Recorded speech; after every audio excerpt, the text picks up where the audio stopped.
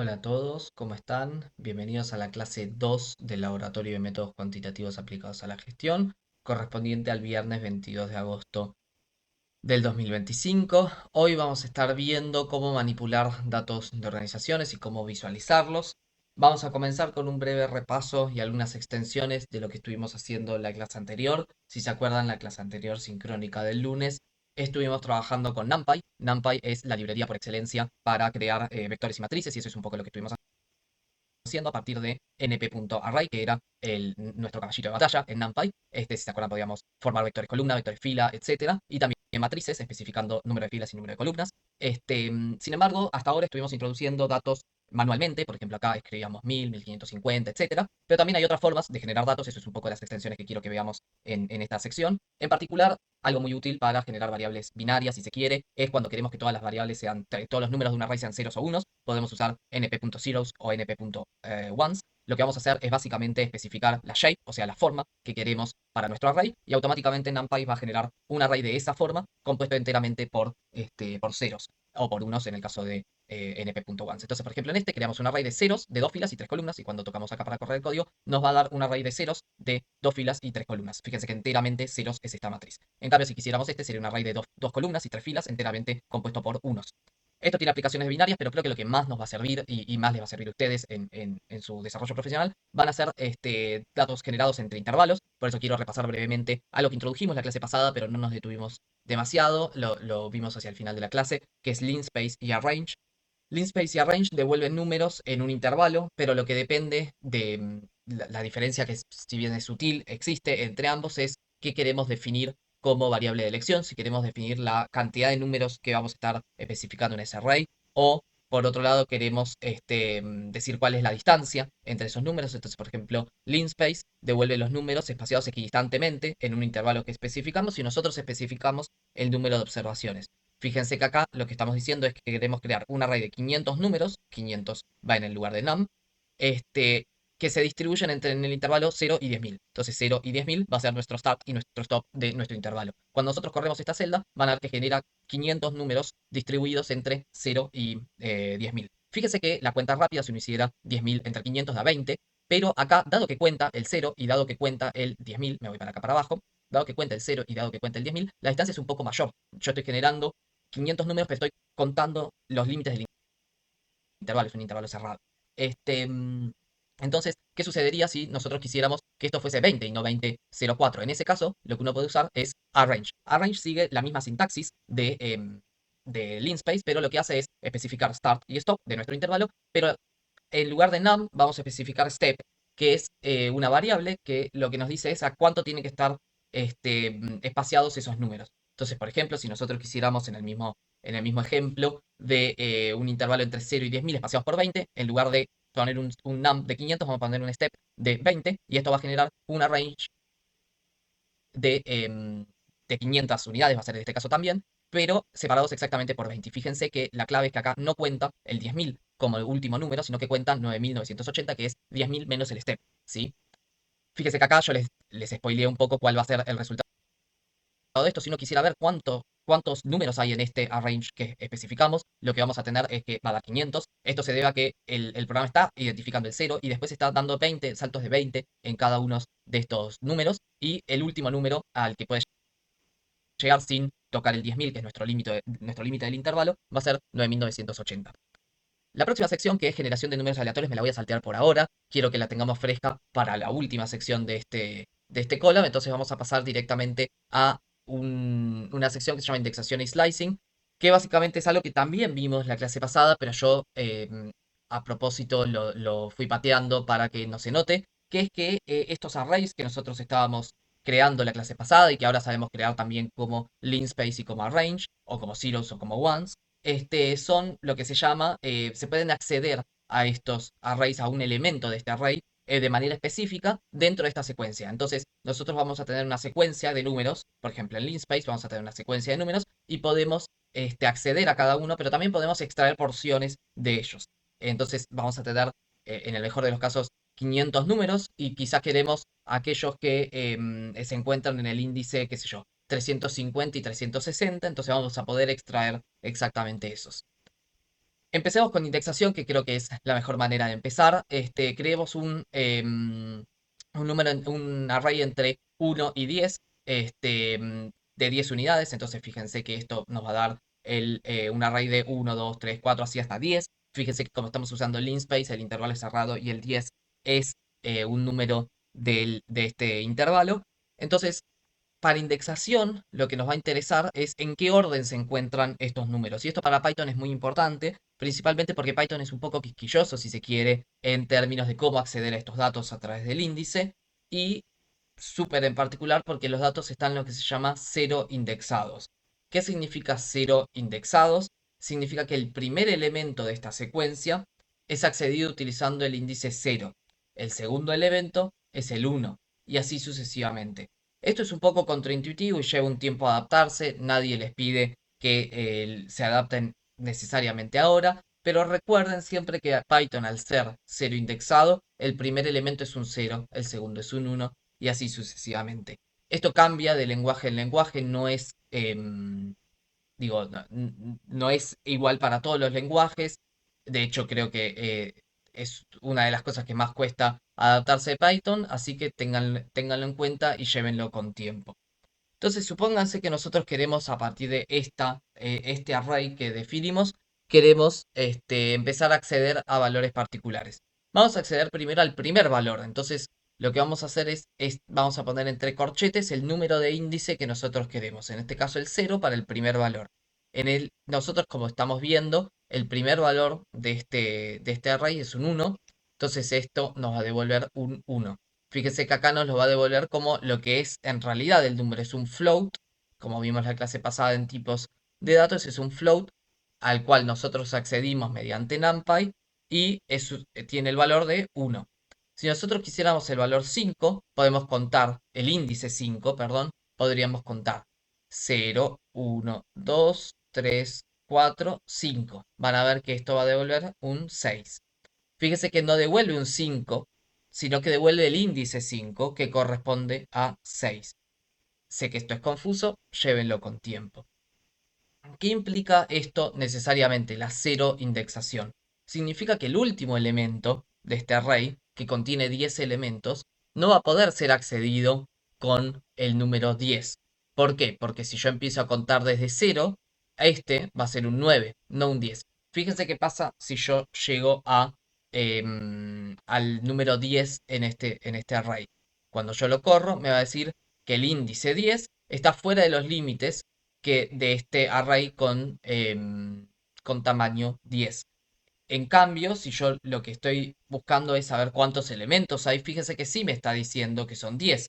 Nosotros acá los podríamos contar de 1 a 10, da exactamente 10. Entonces esto significa que el último elemento al que se puede acceder en un array es el elemento de la longitud del array menos 1. Fíjese que cuando yo corro esto es len numbers menos 1, o sea, el número de elementos menos 1, que sería 10 menos 1, 9. Esto sí me va a devolver el valor de 10. Estos mismos fundamentos que estamos aplicando a arrays para indexación son también aplicables a las matrices. Nosotros en la clase pasada vimos que con arrays se podían crear matrices.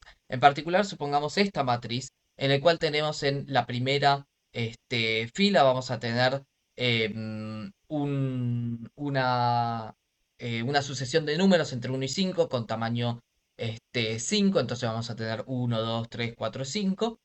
Y en la segunda fila vamos a tener letras A, B, C, D y E. Entonces fíjese que esta matriz va a ser de dos filas, cinco columnas. Cuando ponemos acá y aplicamos la matriz va a tener dos filas y cinco columnas. En la primera fila vamos a tener cada uno de los números y en la segunda fila vamos a tener cada una de las letras. La indexación funciona de igual manera. ¿Qué significa esto? Le damos una fila, le damos una columna y nos va a devolver el valor. Fíjense esto. Acá tenemos, como les dije, los datos están cero indexados, entonces vamos a tener dos filas. La fila 0 y la fila 1. Y para columnas vamos a tener la columna 1, que va a estar compuesta por el 1A, la columna 0, que va a estar compuesta por el 1A, la columna 1, que va a estar compuesta por el 2B, la columna 2, que va a estar compuesta por el 3C, y así sucesivamente. Entonces, por ejemplo, acá queremos acceder a la fila 0, columna 2.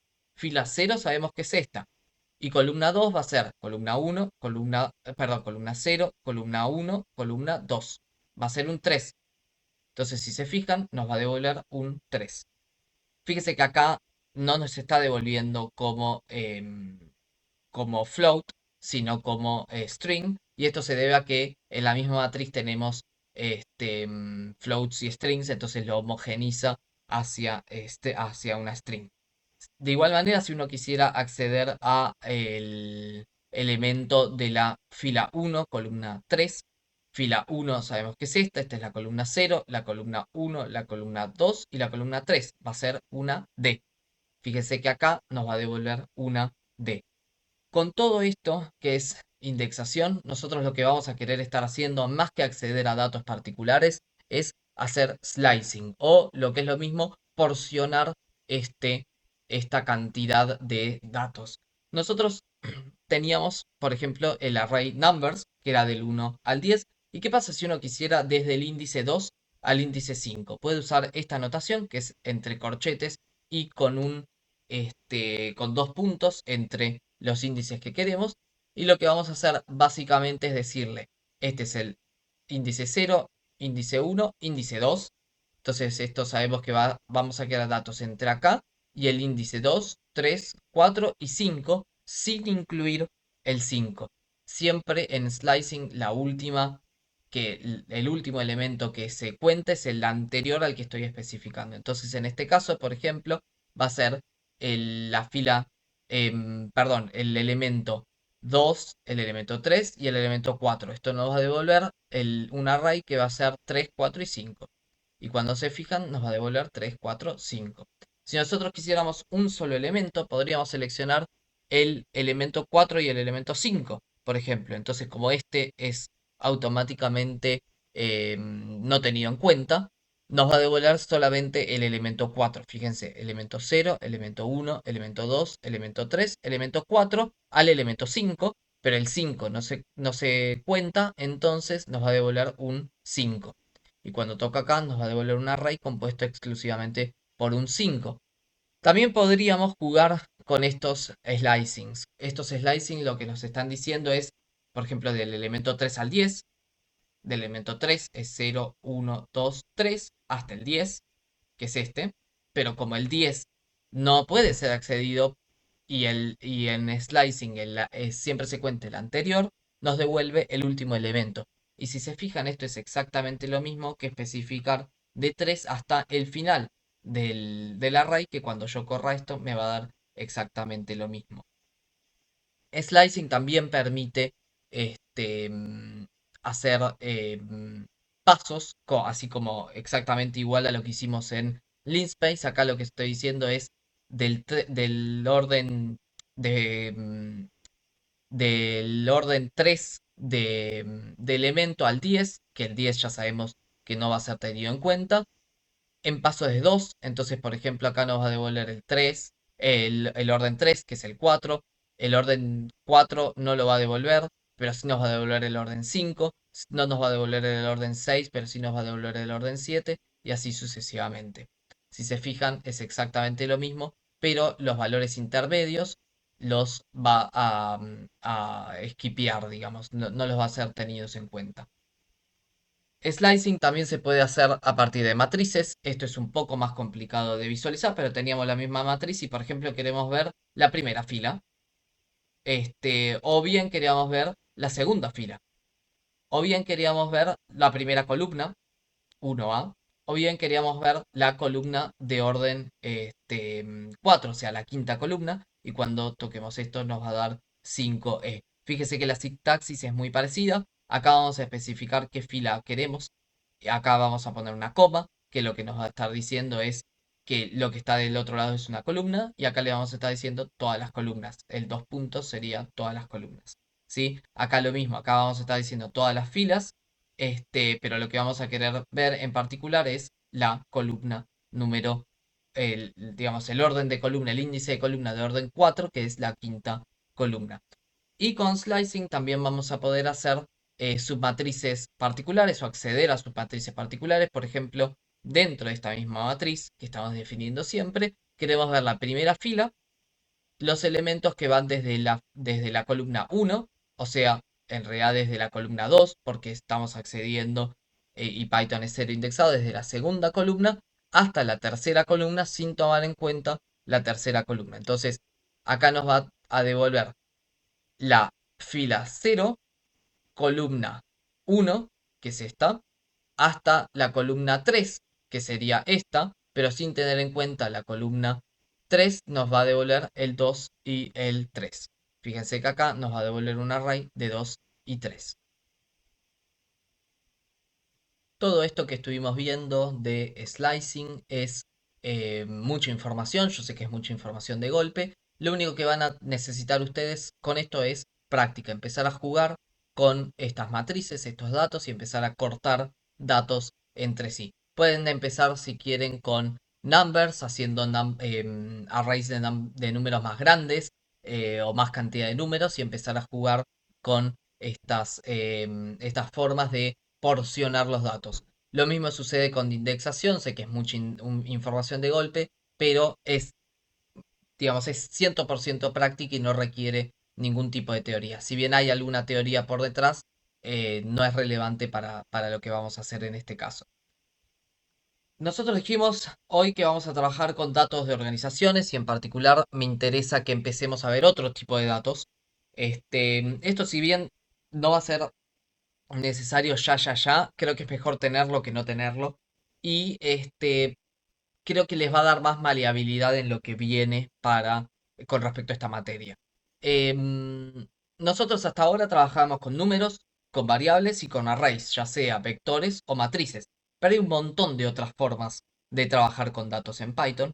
Este, Algunas de estas son las que vamos a estar nombrando, no son todas, no es una lista totalmente extensiva de las cosas que se pueden hacer con Python, ni digamos la forma de trabajar con los datos, pero sí son algunas de las más importantes. Entonces, algunos ejemplos de cosas que podríamos hacer con Python si uno quisiera trabajar con otro tipo de datos que vamos a llamar datos compuestos, son listas de precios, conjuntos de clientes, relaciones entre productos y precios y coordenadas, por ejemplo, en el plano XY. Este, mm, estas- este tipo de datos son datos compuestos y ahora vamos a ver en particular por qué. Empecemos con el primer tipo de datos que creo que es el más simple en Python, que es las listas. Las listas son contenedores ordenados y mutables. Ordenados significa que el orden de estas listas importa. No es que no importa. No es lo mismo acceder al primer elemento de esta lista que al último elemento, que al tercer elemento. Y mutables significa que se pueden cambiar. Se pueden agregar, se pueden cambiar elementos particulares de esta lista. Siempre se puede actualizar la lista según lo que queramos. Entonces, con estas listas nosotros vamos a poder hacer todo lo que estuvimos haciendo recién, de indexar, hacer slicing, agregar o eliminar datos, ordenarlos, y después vamos a ver que también se pueden hacer compresiones de listas. Acá tienen algunos ejemplos típicos, por ejemplo, una serie temporal de precios puede venir en formato de lista, o una lista de identificaciones de clientes, por ejemplo, una lista de observaciones de alguna variable que no sea relevante, etcétera. Entonces, supongamos que queremos crear una lista. Para crear una lista vamos a utilizar esta notación que es encerrar entre corchetes lo que queramos que sea una lista. Y ustedes acá me podrían bien decir que nosotros esto ya lo estuvimos haciendo. Si se fijan, voy a ir un poco para arriba. Cuando definíamos un array, nosotros lo que hacíamos era definir una lista básicamente. En realidad lo que hacíamos era definir una lista de listas. Fíjense que acá tenemos una lista y acá lo que hacíamos era una lista por acá y otra lista por acá. Fíjese que en esta no es tan claro, porque NP linspace devuelve un array en sí mismo, pero acá sí es claro. Acá yo definí una lista de letras en este caso, A, B, C y D. ¿Sí? Entonces, nosotros ya implícitamente estábamos trabajando con listas. Lo único que estamos agregando ahora es un poco más de teoría, un poco más de background para que trabajar con estas listas sea más fructífero en lo que viene y ustedes puedan trabajar con muchísima más soltura con estas listas. Supongamos que tenemos esta lista de precios, ¿sí? tenemos una lista de 4 precios: 100, 200, 150 y 200. Fíjese que si quisiéramos acceder al primer elemento, nosotros vamos a acceder con el índice 0, como bien charlamos anteriormente. Si queremos acceder al segundo elemento, vamos a acceder con el 1. Y si quisiéramos acceder a los últimos dos elementos, vamos a acceder a través de slicing, que es lo que estuvimos viendo. En particular, vamos a usar esta notación que es de -2 hasta el final. Lo único que va a hacer esto es los últimos dos elementos. Esto no es necesario que ustedes lo sepan, solamente se los estoy poniendo para que tengan información en caso de que en algún momento requieran acceder a los últimos dos elementos de una lista. Se puede hacer de esta manera. Y si quisiéramos los dos elementos del medio, como yo les dije, vamos a no contar este, sino que vamos a contar uno menos. Y acá lo que estamos diciendo es el índice 1 a 2. Entonces el índice 0, el índice 1 a 2. Y van a ver que nos va a devolver una lista que va a contener los precios 200 y 150. ¿Sí? Cuando yo le doy correr a esta lista, vamos a ver que el primer elemento es 100.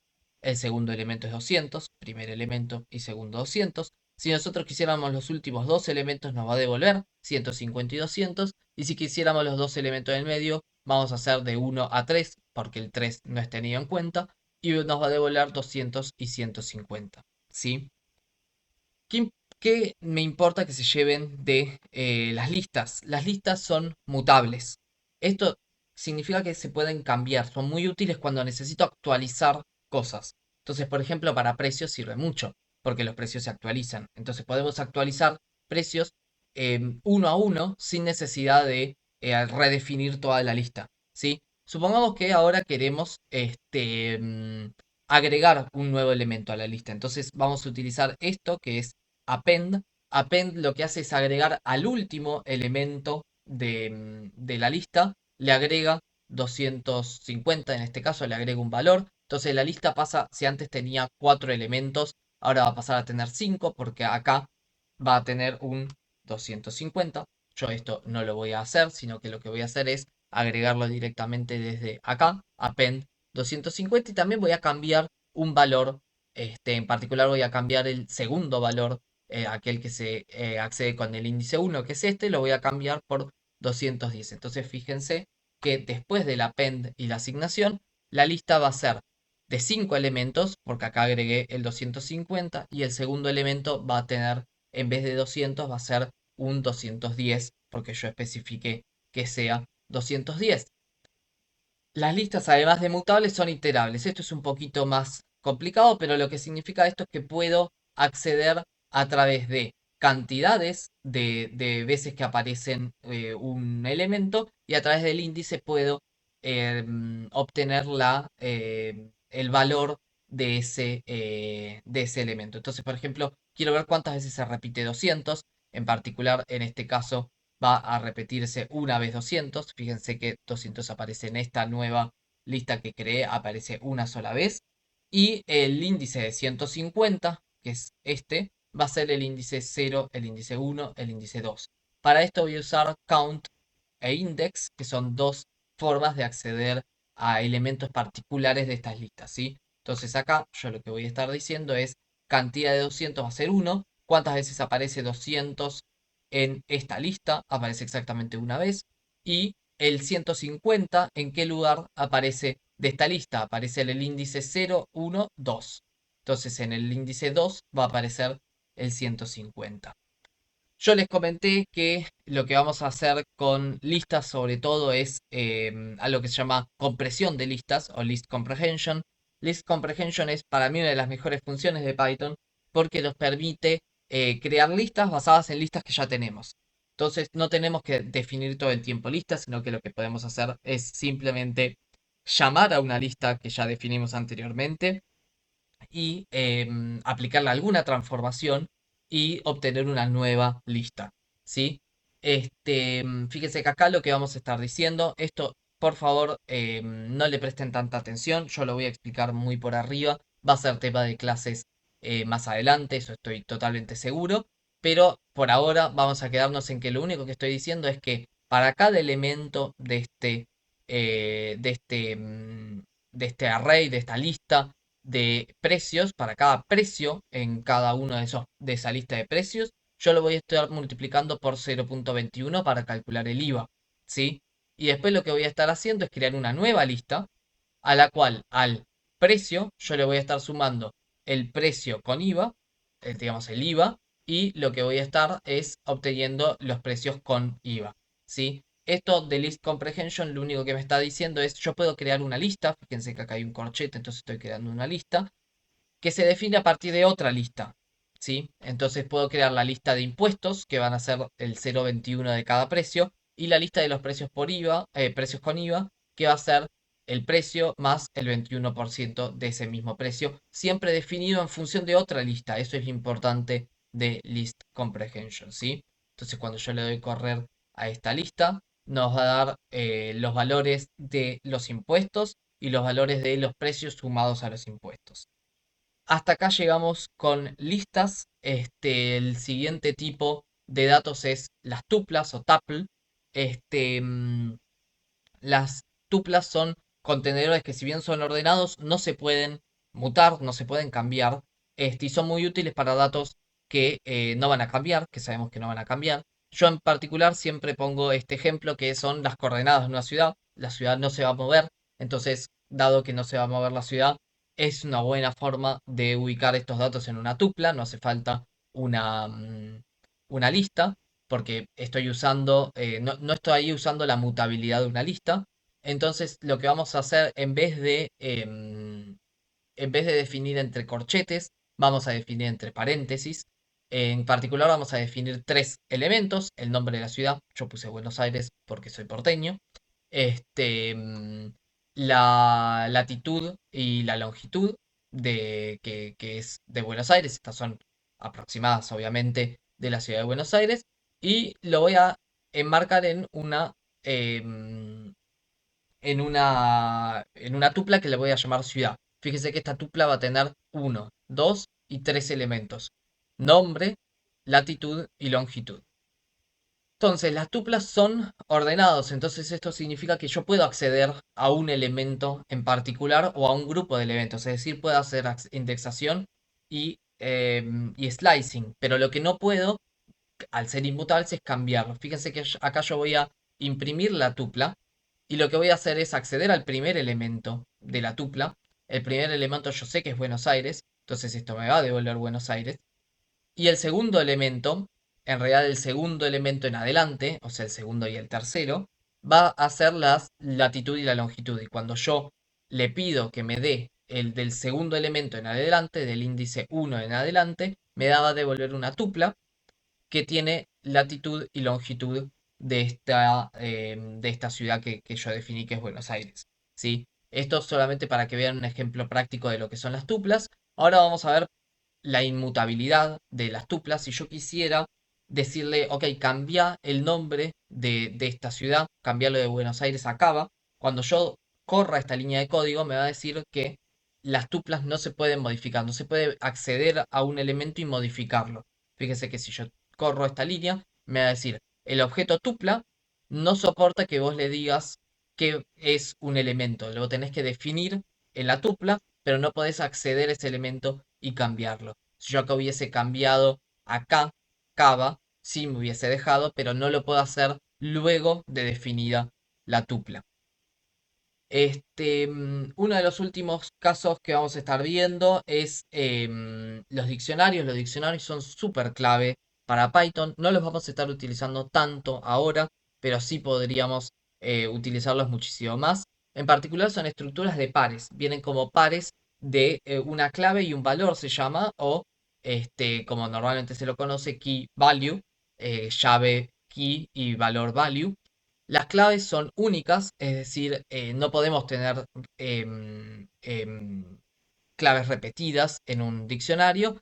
Y lo que vamos a estar queriendo ver es asignar una relación entre una clave y un valor. Creo que se va a entender mejor con un ejemplo. Supongamos este diccionario al cual vamos a definir siempre entre llaves, no entre corchetes ni entre paréntesis. Las llaves me van a indicar que es un diccionario y acá vamos a tener todas las claves. Fíjense que es manzana, banana y naranja, y acá todos los valores. 100, 80 y 120. En particular, este es un diccionario muy simple de producto y precio. Productos son las claves, precios son los valores, ¿sí? Nosotros definimos este diccionario y fíjense que como se ve, para que vean que esto tiene sentido, se ve justamente como exactamente como lo que estamos describiendo. Una serie de producto, valor o producto, precio. ¿Sí? Supónganse que queremos acceder a un precio en particular. Por ejemplo, ¿cuál es el precio de la banana? Nosotros lo podríamos leer acá, pero cuando tenemos diccionarios demasiado grandes, demasiado extensos, se hace un poco engorroso leer cada valor de un diccionario. Entonces lo que podemos acceder es directamente a través de la clave. En este caso, la clave vamos a poner banana. Como estamos haciendo un slicing, fíjense que estamos usando corchetes. Y lo que le estamos preguntando al diccionario es, ok, dame cuál es el valor del producto banana o cuál es el precio del producto banana, ¿sí? Entonces nosotros estamos haciendo un slicing en banana para que nos devuelva, nosotros ya sabemos el valor, nos va a devolver 80, ¿sí? Fíjese que nunca dijimos que estos diccionarios son inmutables. De hecho, son mutables. Nosotros podríamos acceder al elemento banana y actualizarlo. Por ejemplo, ¿qué pasa si aumentó el precio de la banana? Bueno, podemos acceder a la clave banana tal cual lo hicimos acá y cambiarlo por 90, ¿sí? Entonces ahora, cuando yo vaya a acceder nuevamente a este diccionario, voy a tener que banana va a tener un valor de 90 en lugar del 80 que tenía originalmente. Entonces fíjense que los diccionarios son mutables. Yo puedo actualizar una vez definido el, el diccionario, puedo acceder a cada clave y puedo cambiar los valores como me dé la gana. También podemos, así como hicimos con el append en la lista, también podemos crear uno nuevo. Por ejemplo, pera no estaba en el diccionario original, podemos agregarlo y darle un valor de 110. Siempre que accedamos a un nuevo valor y no esté accedido, digo, no esté definido anteriormente en el diccionario, asegúrense de asignarle un valor, porque si no, no va a tener sentido lo que estamos haciendo. Entonces así vamos a acceder a un nuevo valor pera y le vamos a poner perdón, una nueva clave pera y le vamos a dar un valor de 110 y el nuevo diccionario va a quedar en lugar de con 3 elementos, va a quedar con 4 elementos. Va a tener manzana, banana, naranja y ahora pera al cual yo creé recién. Los diccionarios también permiten compresiones de diccionarios, tal cual lo que hicimos con las listas, y también permiten este acceso secuencial que vimos en las listas. Como vamos a utilizar loops para eso, vamos a seguir sin ver esto, pero en cuanto lo hagamos yo les voy a mostrar que sí se puede acceder secuencialmente a cada una de estas cosas, ya sea a través de una clave para obtener un valor o a través de un valor para obtener una clave. ¿Sí? Último tema que me interesaría ver en términos de datos compuestos es lo que son los conjuntos. Los conjuntos son colecciones que no tienen orden y tampoco tienen duplicados. Es decir, vamos a tener un conjunto de cosas en las cuales nos va a obviar los duplicados y no les va a importar el orden. Entonces yo podría tener, por ejemplo, 54, 47, 22 y no va a importar el orden. Y también podría tener, como vamos a ver en este ejemplo, en lugar de números también podría tener strings. Vamos a pensar en un ejemplo muy fácil que es clientes que entraron en un negocio y compraron, pero en 2 días diferentes, los días lunes o los días martes. Entonces, el día lunes van a ver em, en este conjunto que entraron Ana, Juan, María, pero Ana volvió a comprar el día lunes, ¿sí? Y el día martes compraron Juan, Pedro y Lucía. Esto, que parece un ejemplo muy simple, nos va a permitir ver cuáles son algunas características de los conjuntos, ¿sí? Nosotros vimos que Ana compró dos veces el lunes, al principio del día y al final del día, si quieren. Pero dijimos que los conjuntos, los sets, no contienen duplicados. Entonces, cuando nosotros le digamos a Python que nos traiga quienes compraron el lunes, va a solamente contar una de las apariciones de Ana, en particular va a contar la primera y va a no tomar en cuenta la última. Entonces, cuando nosotros le digamos quiénes compraron los lunes, no va a decir Ana, María y Juan, ¿sí? Este, mm, Nosotros con conjuntos es una lógica muy similar a la que teníamos en matemática de conjuntos. Son, efectivamente, no tienen un orden y no tienen duplicados, pero quería que el ejemplo sea con strings para que se vea que también se puede operar con estas cosas y no es solamente de números, por más que uno lo va a estar utilizando más frecuentemente con números, ¿sí? Por otra parte, nosotros podríamos hacer operaciones con esto. Quienes compraron el lunes, el martes o en ambos días, que va a ser la unión entre ambos conjuntos. Si se acuerdan, esto de seguramente lo vieron en alguna materia como análisis matemático uno, va a ser la suma de los que compraron el lunes, con la suma de los que compraron el martes, sin contar duplicados, sin importar el orden. Entonces, cuando lo hagamos, vamos a ver que va a ser María, Pedro y Juan, María, Pedro y Juan, que son aquellos que compraron entre el lunes y martes. Ana va a aparecer una vez y Lucía, que compró al final del martes, también va a aparecer. Este, mm, Como Juan compró tanto lunes como martes, va a ser el único que aparece comprando lunes y martes. Fíjense que acá para unión vamos a poner este símbolo que es un O, y para intersección vamos a poner este símbolo que es un I. Entonces, cuando nosotros queramos ver quiénes compraron el lunes y el martes, vamos a ver que es solamente Juan. ¿Y quiénes compraron exclusivamente el lunes? Bueno, podemos hacer la resta entre los que compraron el lunes y los que compraron el martes. Es básicamente decir quiénes compraron el lunes y quiénes no compraron el martes, ¿sí? Entonces acá vamos a tener que solo el lunes compraron María y Ana. ¿Por qué? Porque Juan compró el martes también y Ana se repite en el lunes, pero va a ser solamente una vez porque es un conjunto y no tiene duplicados.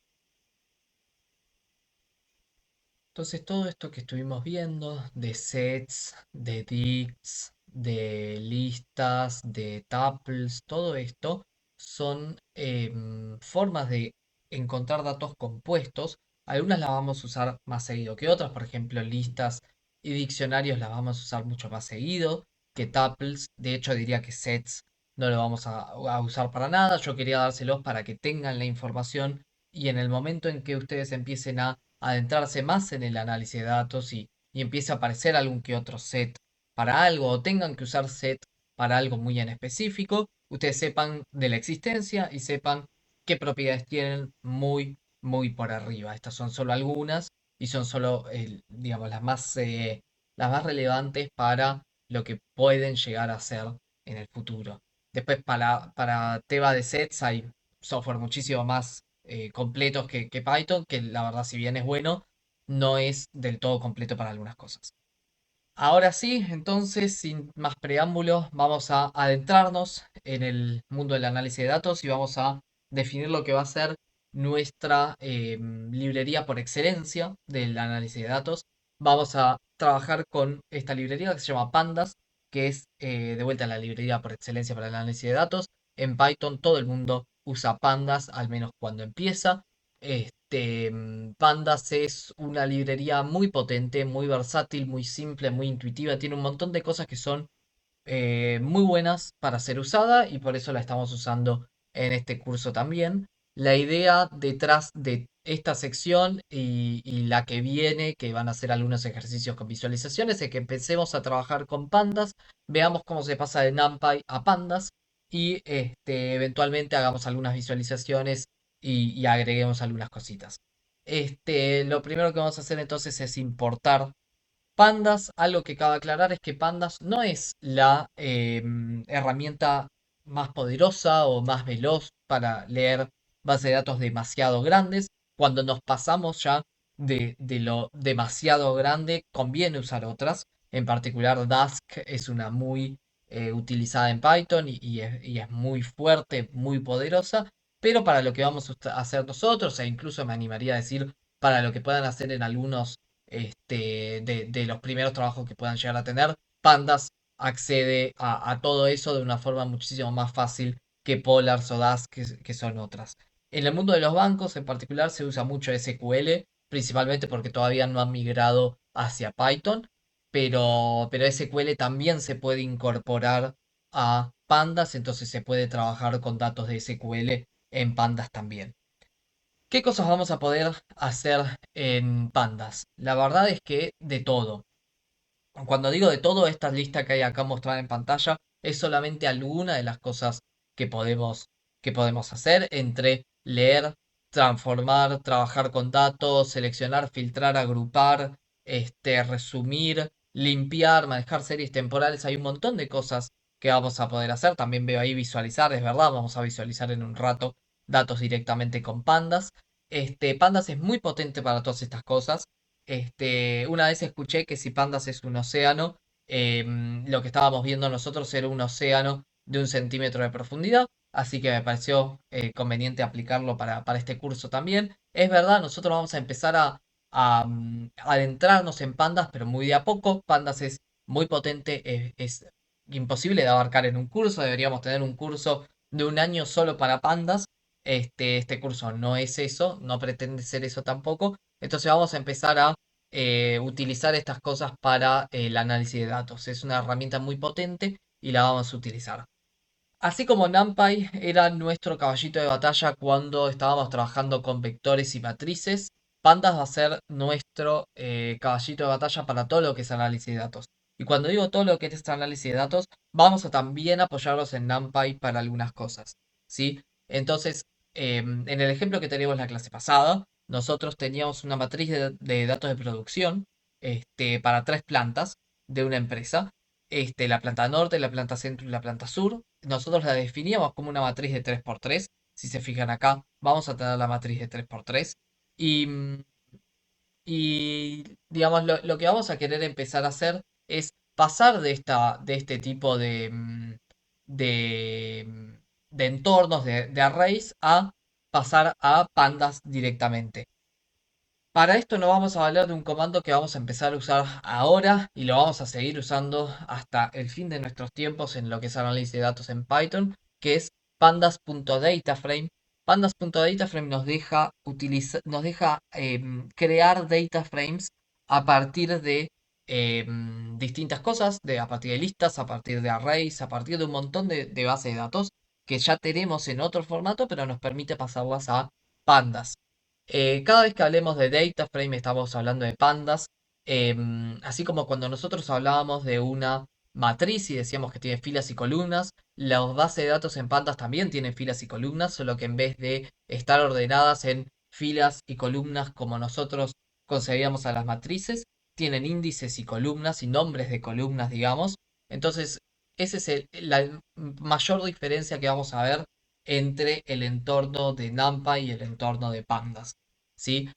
Pandas.dataframe entonces nos permite crear, y cito, una tabla de datos duodimensional, mutable en tamaño y potencialmente heterogénea. Quiero detenerme un poco sobre esta definición que parece muy complicada, pero en realidad todos conocemos qué es esto y es básicamente una hoja de Excel. Pensemos que es una tabla de datos que tiene 2 dimensiones, filas y columnas. Entonces, esto no difiere en nada de lo que es Excel. En Excel nosotros teníamos filas con números y columnas con letras. Ahora vamos a poder tener filas y columnas con distintos índices, sean nombres, sean letras, sean números, para poder hacer un montón de cosas. Mutable en tamaño significa que yo puedo agregar columnas, eliminar columnas, actualizar datos de columnas, actualizar datos de filas, agregar filas, eliminar filas. Puedo hacer un montón de cosas para cambiar el tamaño y el contenido de esos datos. Eso también lo podíamos hacer en Excel. nosotros accedíamos a una celda. Ahora en Python no vamos a acceder a una celda en particular porque no hay una celda, sino que vamos a acceder a un dato y podemos cambiarlo, podemos agregar una columna, agregar una fila, eliminar filas o columnas, podemos hacer un montón de cosas. Y potencialmente heterogénea, la tabla de datos es potencialmente heterogénea porque puede contener dentro de sí datos numéricos, no numéricos, puede contener listas, puede contener diccionarios enteros, puede contener un montón de cosas. Digamos, el tipo de datos, lo que estamos metiendo en una base de datos, ahora es heterogéneo, no son solamente números, ¿sí? Pueden ser un montón de otras cosas también. Entonces, para inicializar una tabla de datos o un data frame en pandas, vamos a utilizar este comando que es pd.dataframe que requiere tres cosas. La matriz de datos que vamos a estar utilizando, que la llamamos data, una lista de índices que van a ser los nombres de las filas, podemos pensarlo de esa manera, el nombre de las filas, y una lista de columnas o columns que van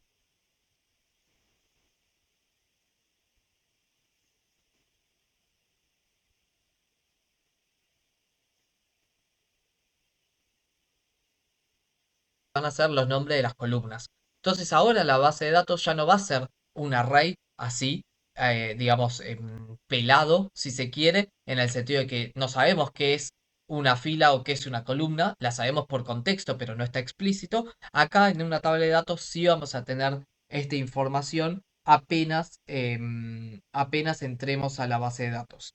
Entonces, ¿qué vamos a hacer? Vamos a definir una base de datos a partir de esta matriz que tenemos definida. Fíjense que el parámetro data es exactamente matriz producción. Le vamos a decir cuáles son las filas. Las filas van a ser los nombres de las plantas, planta norte, planta centro y planta sur de la empresa. Y las columnas van a ser los productos. Producto A, producto B y producto C.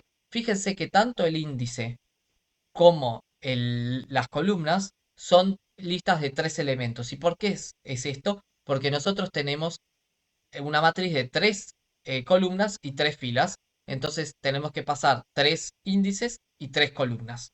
¿Sí? Es importante que se acuerden siempre que igualmente les va a tirar error si lo hacen mal, pero es importante que ustedes entiendan que hay una disposición uno a uno entre la dimensión que tiene la matriz de datos que estoy metiendo y en la cantidad de índices y la cantidad de columnas que tengo que especificar. Vamos a correr esta celda de código, ya está guardada en data producción, está guardado en nuestro data frame y ahora lo podemos visualizar de esta manera. Fíjense que la visualización es mucho más linda, si se quiere, que lo que estábamos acostumbrados en las matrices en NumPy.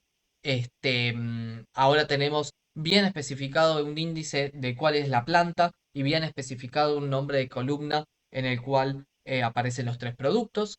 Entonces, digamos, esta va a ser nuestra base de datos y si se fijan, los datos que estamos metiendo en la base de datos, todo lo que es la matriz de datos en particular, es exactamente igual a lo que teníamos antes. No es que cambiaron los datos, lo que cambió es la disposición de los datos y cómo voy a acceder a esos datos y qué cosas voy a poder hacer con los datos y etcétera. ¿Sí? No hay una diferencia en términos de los datos que yo estoy metiendo. Quizás en NumPy se hacía un poco más difícil alguna cosa y en Pandas va a ser más fácil hacerla de otra manera. Lo que tiene muy bueno Pandas es que permite operar muy fácilmente entre bases de datos. En NumPy esto era un poco más engorroso, tenía alguna que otra dificultad. En Pandas esto va a ser muchísimo más simple y es más versátil en este sentido. Pongámosle que queremos ver cuál es la producción total por planta. ¿Sí? Esto equivale a sumar las cantidades de producto A, B y C para cada planta del producto A, B y C. Entonces, en NumPy lo podríamos hacer con np.sum. np.sum, que lo habíamos visto la semana pasada, de la clase pasada, requería, obviamente, la matriz de datos, pero también requería que nos diga si estábamos sumando horizontal o vertical. Como ahora queremos sumar a través de plantas, y en este caso las plantas se ven, digamos, esta fila es una planta, esta fila es otra planta y esta fila es otra planta, nosotros queremos sumar a través de filas Entonces tenemos que especificar que el eje que nosotros vamos a querer sumar es las filas, que es, en este caso es el 1. El 0 sería las columnas. Y cuando nosotros corremos esto nos da un array. Nos dice 450 para la primera planta, 450 para la segunda planta y 330 para la tercera planta. Pero no nos está diciendo qué planta corresponde a cada una, o no nos está dando mayor información y encima nos lo devuelve como un array. Entonces, esto es un poco más complicado de comprender si no tenemos bien vista la base de datos que tenemos, la matriz de datos que tenemos, o lo que es lo mismo, no es del todo fácil de entender si uno tiene base de datos demasiado grandes. Imagínense si esto en vez de 3 tuviese 500 entradas. Bueno, se hace un poco más complicado. Entonces, Pandas, en cambio, es muchísimo más fácil crear una nueva columna dentro del data frame que tenemos y asignarle el valor de esta suma. Entonces, lo que vamos a hacer es simplemente hacer un slicing. Fíjense que acá tenemos el data frame y le hacemos un slicing. Estamos diciéndole la columna total unidades, le estamos pidiendo que no está definida. Si nosotros definimos, acá yo voy a hacer esto, ustedes no hace falta que lo sepan, pero este es nuestro data frame y nosotros tenemos estas tres columnas. Si nosotros quisiéramos acceder a esos tres valores, podemos hacer punto .columns y acá nos dice es un índice de producto A, producto B y producto C. Fíjense que total unidades no se encuentra en ese índice. Nosotros estamos creando una nueva columna. Al crear una nueva columna le tenemos que asignar un valor, ¿sí? Si no, esto estaría incompleto, no sabe qué asignar, qué valor asignarle a esa nueva columna que está tratando de crear. En particular le estamos diciendo digamos, a la suma de cada una de estas filas, porque estoy especificando el eje 1, que es el eje de las filas, asignárselas a la columna total unidades. Vamos a hacer esto por partes. Primero vamos a copiar exactamente esto para que veamos el resultado que nos está diciendo. Nos está diciendo suma horizontalmente y si se fijan acá es un 0. El 0 no significa que sea un 0 el resultado de la suma, sino que es un ordenamiento que nos está dando, nos está diciendo, ok, creé una nueva columna que se llama 0, no la apliqué al data frame, pero la columna se llama 0, así nomás, y lo único que hace es sumar a través de las plantas, planta norte, planta centro y planta sur, ¿sí? Entonces son estos mismos valores que teníamos acá, y ahora lo que vamos a hacer es que esta columna, la columna 0, sea rellamada, si se quiere, total unidades y unida al data frame original. Entonces lo vamos a hacer eso. Ya está corrida esta línea de código y ahora podemos visualizar nuevamente la base de datos y vamos a ver que teníamos antes tres columnas, ahora tenemos cuatro porque se suma la columna total unidades que nos dice cuáles son las sumas a través de las filas 450, 450 y 330. Ustedes pueden chequear que la suma de estos tres valores da 450, la suma de estos tres da 450 y así, ¿sí? También podríamos definir cuál es la producción total por producto. En lugar de sumar por fila, sumaríamos por columna, que es exactamente esto, ¿sí? Sería el equivalente a sumar 150 más 180 más 90, que nos daría 420, 200 más 150 más 110, que nos daría 460 y así sucesivamente, ¿sí? Esto es lo mismo que es sumar cada columna por separado, solamente que acá lo estamos haciendo todo junto. Lo que les estoy mostrando es que Pandas es más versátil para sumar cosas en conjunto. Puedo sumar toda una base de datos al mismo momento, no hace falta que identifique cada columna por separado. Pero acá lo hacemos solamente para mostrar que es exactamente lo mismo. Acá lo que estamos diciendo es que agarre la columna producto A y la sume, y a eso lo llama total del producto A, que agarre la columna del producto B y la sume, y a eso la llame total producto B, que haga lo mismo con C, y después nos imprima los totales por producto y cada producto por separado. Entonces, producto A, el total del producto A, producto B, el total del producto B, producto C, total del producto C. ¿Sí? Entonces acá no hay ninguna magia. Estos valores 420, 460 y 350 son exactamente estos mismos que obtuvimos acá. Y si se fijan, también puedo decirle suma el total de las unidades de cada, digamos, dentro de cada planta, suma todo y suma el total de unidades y me va a dar 1230, que es exactamente lo que obtuvimos acá también. Entonces Python nos permite, perdón, Pandas nos permite sumar a través de filas, sumar a través de columnas, muchísimo más fácil de lo que nos permite hacerlo NumPy, ¿sí?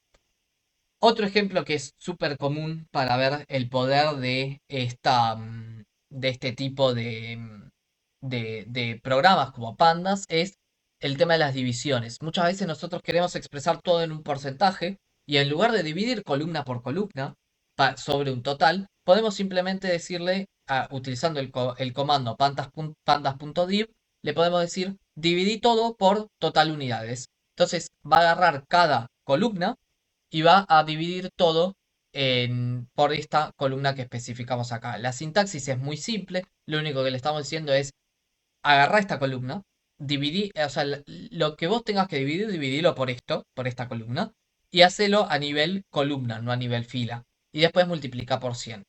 Si se fijan, nosotros ahora vamos a tener data porcentaje que lo que nos dice es básicamente estos tres porcentajes suman el 100 de unidades de acá, estos tres porcentajes suman este y estos tres porcentajes suman este. Si se fijan, acá tenemos la matriz original. 150 dividido 450 es un tercio, que es un 33%.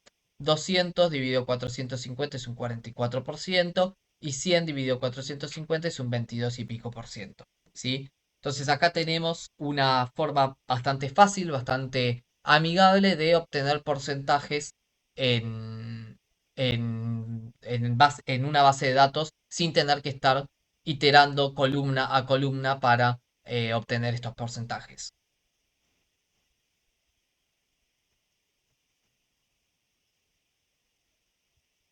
Entonces, Pandas nos permite hacer un montón de cosas con base de datos, ya no solamente con datos en formato de matriz o datos en formato de vector, sino ahora vamos a poder explorar un montón de cosas en bases de datos reales. Vamos a poder tener conjuntos muy grandes de datos, conjuntos mucho más grandes de lo que pensábamos alguna vez tomar, y Pandas nos va a permitir analizarlos sin demasiada vuelta.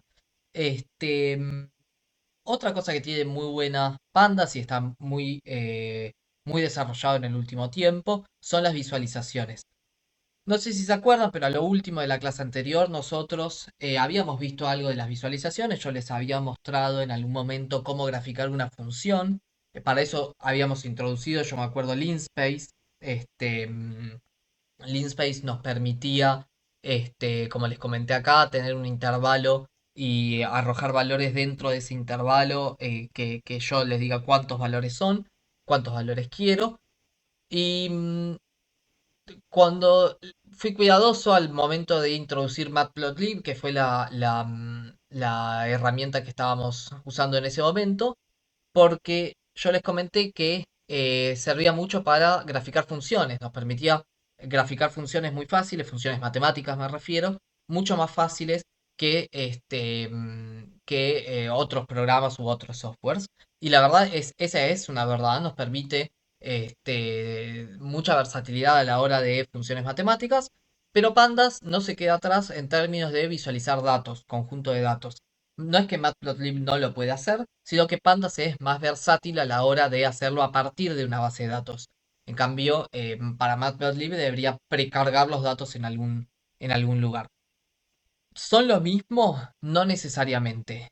Matplotlib nos ofrece más en términos de gráficos más complejos o una cuestión más fina de si queremos un gráfico con alguna característica muy particular, pero Pandas nos permite hacer visualizaciones muy rápidas y muy efectivas, especialmente para todo lo que es análisis de datos más exploratorio, para ver cómo se ve una variable, para entender qué es lo que está pasando en el detrás de escena de una base de datos. Es muchísimo más fácil utilizar directamente Pandas, que en el fondo, como vamos a ver en un ratito, Pandas está utilizando una instancia de Matplotlib.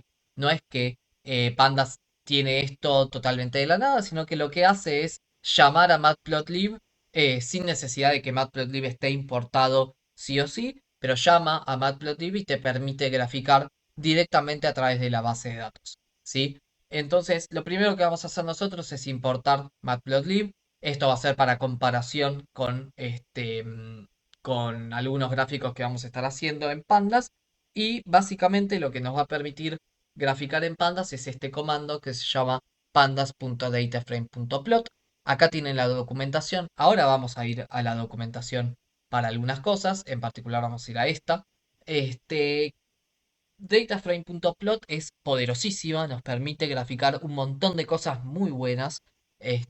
Nos permite hacer gráficos bastante avanzados para lo que es simplemente un análisis de datos exploratorio. Como les dije, no permite quizás la precisión más fina si uno quiere un gráfico demasiado complejo, pero sí nos permite o nos ofrece una variedad lo suficientemente grande como para tenerla en cuenta y no desecharla y simplemente usar Matplotlib. Entonces, acá en esta sección vamos a hacer algunos gráficos a partir de los datos que teníamos, la matriz de producción que teníamos, y luego vamos a definir otro tipo de base de datos más grande y vamos a experimentar con otro tipo de gráficos. ¿Sí? El primer tipo de gráfico que vamos a ver es el gráfico de torta o pie chart.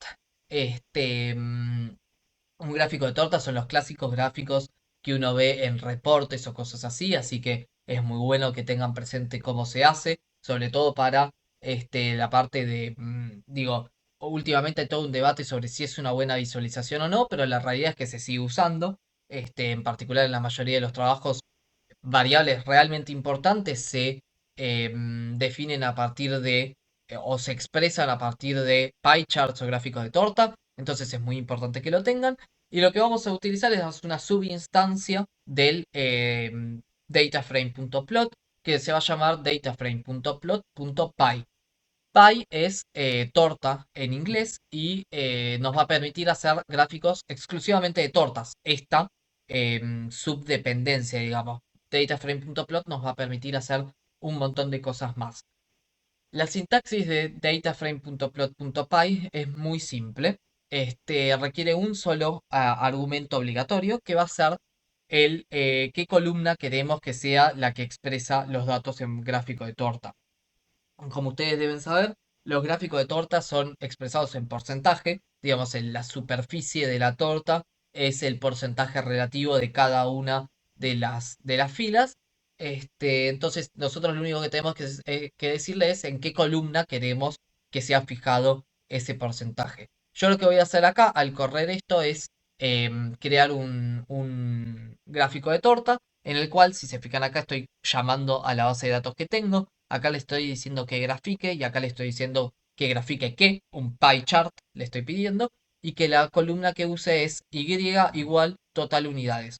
Total unidades va a ser la columna que yo quiero usar para este pie chart, ¿sí? Entonces cuando yo corra esta base, esta línea de código me va a dar este gráfico de torta. Sin embargo, como pueden notar, este gráfico de tortas no es del todo lindo. Para empezar, hay algunos errores bastante groseros, si se quiere. Faltan los porcentajes acá, que estaría bueno tener. Acá hay una superposición entre lo que sería mi columna de total unidades, que es esta, la que me está diciendo qué es lo que estoy graficando, y una de las etiquetas que estoy teniendo. Acá la leyenda del gráfico se superpone con el gráfico en sí, lo cual, si bien no es que no me permite ver algún dato en particular o no me permite entender qué es lo que está pasando, no es lindo. Entonces, como este gráfico no es llamativo y los desarrolladores de Panda se dieron cuenta de esto muy rápidamente, lo que permitieron es que uno utilice un montón de cosas que estaban disponibles en Matplotlib y que uno ahora las puede utilizar en pandas sin problema. Entonces yo voy a entrar acá a la documentación de dataframe.plot.py y lo que voy a mostrarles es que está este argumento, es keyword arguments, que depende de dataframe.plot, es decir, esto va a ser al mismo, voy a poder incluir las mismas cosas, esté haciendo un plot para un gráfico de tortas, gráfico de línea, gráfico de puntos, todo va a tener esta, estas mismas cuestiones que puedo hacer. Y lo que les quiero mostrar es que obviamente este parámetro es opcional, por eso no lo pasé antes. El, lo que me va a permitir es hacerlo más llamativo. Y en particular van a ser un montón de cosas como estas que nosotros ya habíamos previamente definido en el caso de Matplotlib. Entonces, la sintaxis no cambia demasiado. Lo único que voy a tener ahora, además de la columna que estoy queriendo graficar, va a ser una serie de keyword arguments, esto es quarks, en los cuales yo voy a incluir, por ejemplo, las etiquetas de datos que quiero. ¿Qué etiqueta de datos voy a querer? Y bueno, si mi base de datos se veía así, yo voy a querer que cada base de datos esté asociada a este índice, ¿no? Porque lo que quiero es ver cómo se distribuye porcentualmente estas, estas plantas. Entonces, cuando yo llamo a data producción guión bajo, perdón, punto index, lo que estoy diciendo es que me devuelve el índice de las filas, ¿sí? Estas van a ser nuestras etiquetas de datos. Después le voy a pedir que sea en porcentaje del número. Es decir, lo que quiero es que agarre el número y lo que convierta a porcentaje. Eh, Después voy a querer que. Después lo que voy a querer es que lo exprese como porcentaje. Fíjense que acá es un poco complicada la sintaxis de lo que le estoy pidiendo. No lo vamos a ver en detalle. Sí está bueno que sepan que se puede expresar como porcentaje. Después tenemos otro parámetro que es Start Angle. Start Angle lo que significa es lo siguiente. Yo acá, si se fijan, es un poco difícil de ver, obviamente, los porcentajes, porque no están explicitados los porcentajes, pero también es un poco difícil de ver porque no se entiende muy bien las proporciones. Puedo hacer un guess sobre que más o menos es un 30% cada una, o esta verde para la planta azul un poquito menos, pero es un poco difícil de ver esto visualmente, digamos, en los colores, porque como esta planta norte no empieza directamente en 90 grados, es un poco difícil pensar cómo se ve esa sin ese empiece en 90 grados. Entonces lo que hace esto es decirle que empiece en 90 grados, es decir, que se alinea al primer cuadrante de este círculo, de esta torta. Después le agrego un título y le digo cuál es el ancho y el alto de la figura. Y cuando yo corra esta línea de código, voy a tener una figura muchísimo, muchísimo más linda. Voy a tener para empezar un título, voy a tener los porcentajes de cada uno. Fíjense que acá sí empieza en 90 grados planta norte y planta sur porque es la que completa.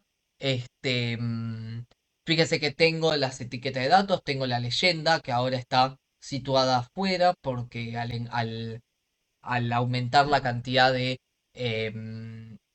tamaño de ancho y de alto se va hacia afuera automáticamente la leyenda. Entonces este es un gráfico muchísimo más informativo, muchísimo más lindo para mostrar. Ahora, ¿qué hubiese sido distinto si hacíamos con Matplotlib? La verdad es que nada. Lo único que cambia es la sintaxis. Primero creo una figura, después le digo que quiero crear un pie chart y le digo que esta es mi columna que yo quiero, la data producción total unidades.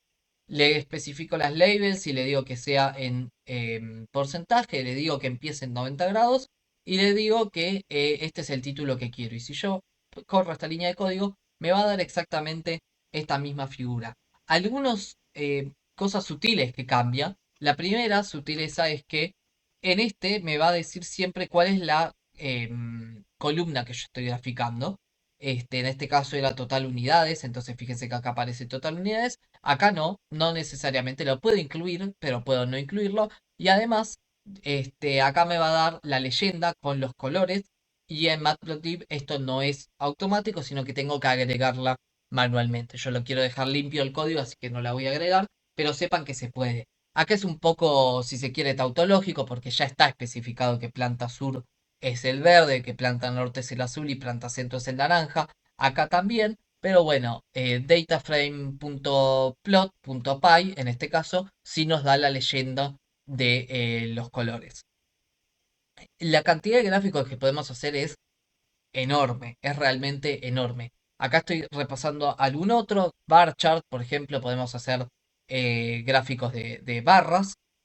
La sintaxis es simple, no requiere ningún campo obligatorio. Lo único que va a hacer es agarrar todos los campos del data frame y ponerlos en un gráfico de barras. Acá tienen la documentación para que accedan. y así se ve nuestro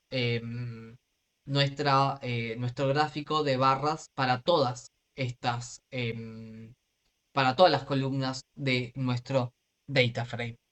Este, sin embargo, este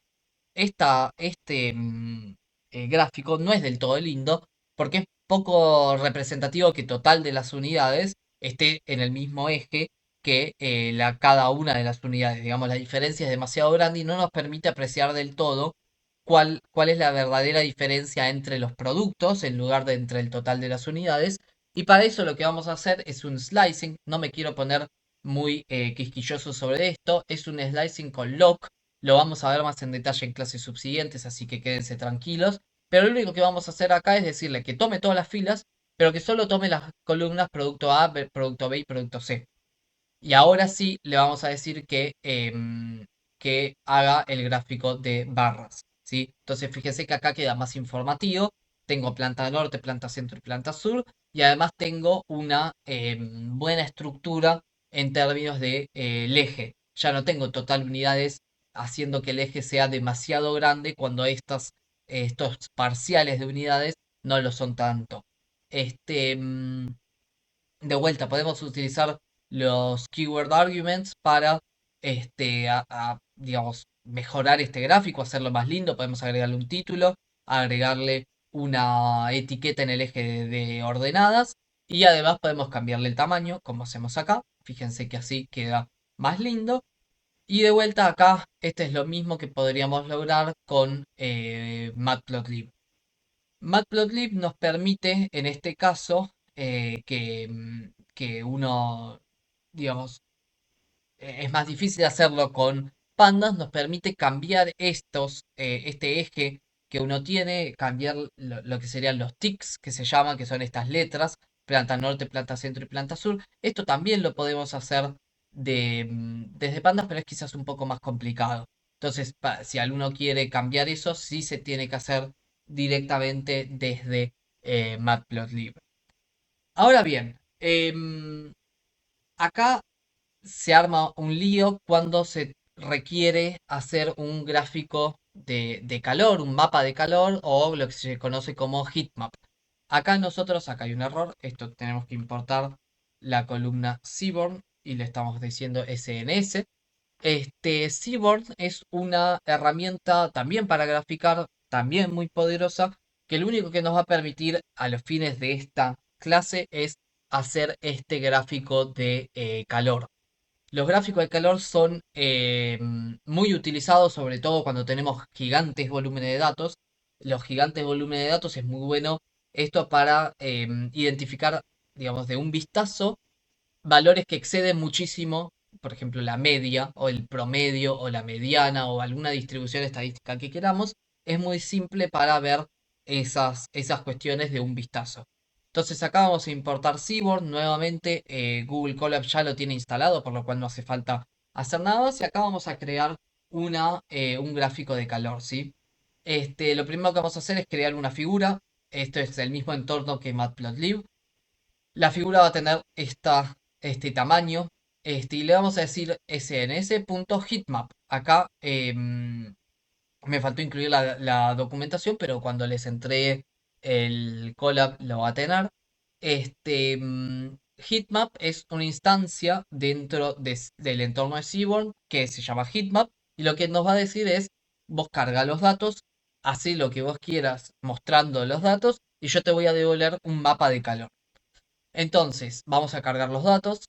Vamos a decirle que por favor nos incluya las etiquetas de datos. Esto va a ser muy importante, ahora vamos a ver por qué. Le vamos a decir que lo formaté como un solo decimal y le vamos a incluir una paleta de colores. Sobre esto no me quiero poner demasiado quisquilloso nuevamente porque hay un montón para decir. Lo mismo sobre esto, que es que vamos a incluir una etiqueta en la barra de colores. Agregamos un título y digamos, los títulos de los ejes y mostramos la figura. Y al mostrar la figura se va a ver así.